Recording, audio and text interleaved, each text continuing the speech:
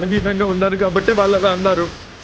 నేను బలహీనంగా ఉంటాను కాబట్టి నన్ను వెక్కిరించారు. మనకు ఎంతో పరిజ్ఞానం ఉండొచ్చు, మనం ఎంతో సృజనాత్మకంగా ఉండొచ్చు, ఎంతో సానుభూతి కలిగి ఉండొచ్చు, కానీ బలవంతుల్ని ఎదుర్కొనే సమయంలో అవేవి మనల్ని కాపాడలేవు. ఇంకా బలంగా మారి తీరాలి.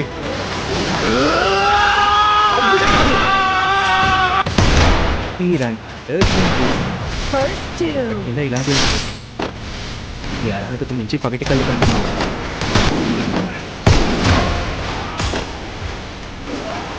Double takedown.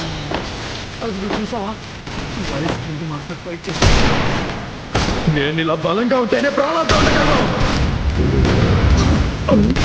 ఇలాంటివి మరో 100 నేను సృష్టించగలను.